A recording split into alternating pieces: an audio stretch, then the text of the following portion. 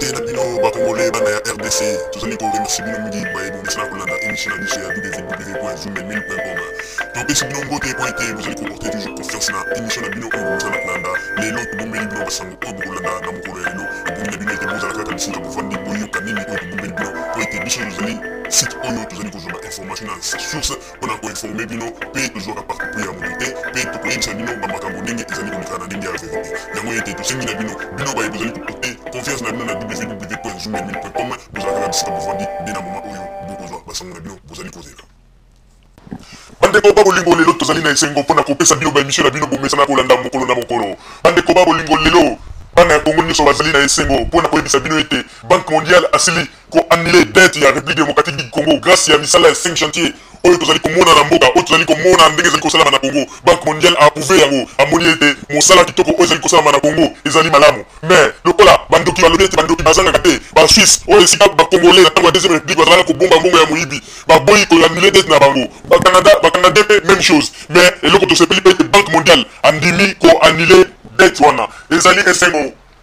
esengo mingi ezali esengo nzambe akumisama omoni ete tozali koyebisa bino ete na ntango oyo tozali koloba ete bato bakonzi na biso ya kongo ebongi ete bamipesa na nzambe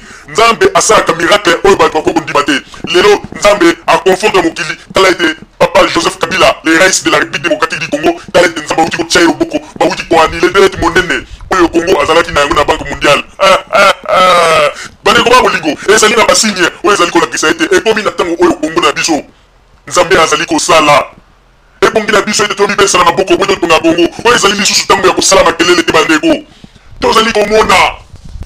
komona bamakambo ndenge ezali kosalama bandeko babolingo toyeba ndenge nini ya kosimba na totonga mboka alors dette ezali annulé na niveau ya banque mondiale banguna bakoloba lisusu nini oyo ezali déjà victoire ya biso bana congo tokumisa nzambe na banzi ete sikoyo nde bokomona ete place mosala ya 5 chantier kozala avancé bandeko babolingo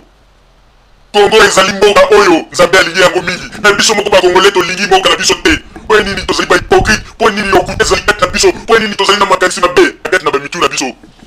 papa Joseph Kabila le rais de la république démocratique du congo nzambe atalisi basigne mpona kolakisa ete alingi yo signe na ye ya liboso roi akei na congo mpe baprésident ebele bakei na congo mpona kolakisa ete tozali président ya république démocratique du congo signe ya mibale nzambe awuti kotalisa ete banque mondiale efface dette malgré bapays mosusu comme Suisse na Canada bazali koproteste mais nzambe akumbama yango ete mbela esi ebeti bana kongo boya tosimba na tokende kotonga mboka esala biso soni bato tozalaki kofinga gouvernement en place boya tosana na to tokende kotonga mboka nzambe azali monene na banzi oyo azali na mato ya koloba ayoka oyo azali na molema kondima andima oyo bali kokende na congo mpona koconstruire congo po ete apesa makanisi na ye toconstruire congo asala yango bandeko ya bolingo oyo ezali esengo nzambe azali monene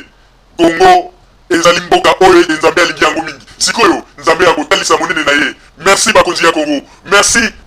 na ndenge ete bozwi likanisi ya kotonga mboka otonga mboka otala nsima te bokedese liboso topesi bino lupemba tobwaki so mpa bokedese liboso lupemba nzambe azali monene alingi mboka na biso république démocratique du congo kasi biso moko bakongolais tolingi mboka na biso te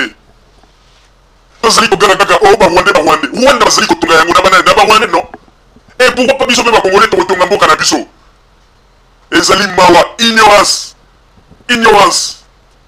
nde ezali koboma bato ebele mingi baza balider te oyo baopposant na libanda ya congo ozali kolinga kodistraire peuple bolingi kaka makambo ya mabe elekaka na république démocratique du congo kuna mpo bino bozwaka bamasolo ya kobeta na banganda ndenge bomesana esika ya mwa kopo okoma kaka oza bomela mwa kopo na nganda na matonge liso mosusu te kaka ya président Kabila na molongo kaka ya république démocratique du congo alors que kuna changement sekomi olia kopesa na maboko tokende kotonga mboka yango ete toyebisi na bino ete soki bolingi kochange te ezali mawa mpo na bino président Kabila topesi yo lupemba na mama Olive Lebe Kabila topesi bino lupemba bokende liboso yoka lupemba wana ezali lupemba topesi bino bokedese liboso mpe tokomona ete na nsima ya mikolo kongo ekokoma paradis oyo bato nyonso bakozala kolobela tozalaki na yango yango wana tosuki wana ya solo ete ya baoyo bazali ntango nyonso kolonda mpe korefe bazali koyeba te ndenge nini makambo ezali kotambola ya solo